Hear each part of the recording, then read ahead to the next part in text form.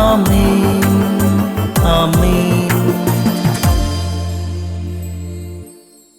യേശുവിന്റെ ഏറ്റവും പ്രിയമുള്ള കുഞ്ഞെ, 1 തെസ്സലോനിക്കർ 2:2 കഠോരമായ ക്ലേശങ്ങളുടെ മധ്യേ ദൈവത്തിന്റെ സുവിശേഷം നിങ്ങളോട് പ്രസംഗിക്കാനുള്ള ധൈര്യം ദൈവം ഞങ്ങൾക്ക് പ്രദാനം ചെയ്തു.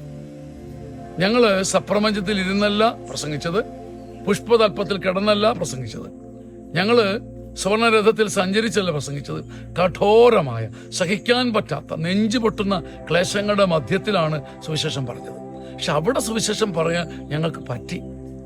ഇതാണ് നമുക്ക് സാധിക്കേണ്ടത്. നമുക്ക് വലിയ സന്തോഷങ്ങളുടെ നടുവിൽ ദൈവമാണ് നൽകിയതെന്നും സാക്ഷ്യപ്പെടുത്താൻ പറ്റും. പക്ഷെ കഠോരമായ, നെഞ്ചു പിളർക്കുന്ന, ചങ്ക് പൊടിക്കുന്ന, ജീവിതം മുഴുവൻ വഴിയാധാരമാകുന്ന സങ്കടങ്ങളുടെ നടുവിൽ, കഠോരമായ വേദനകളുടെ നടുവിലും പതറാതെ സുവിശേഷം പറയാനുള്ള ഒരു കരുത്ത് പൗലോസ്ലീഹായ്ക്ക് ലഭിച്ച പോലെ നമുക്ക് കിട്ടിയാൽ ഒരു ദുരിതത്തിന്റെ മുമ്പിലും നാം തലകുനിക്കേണ്ടി വരില്ല.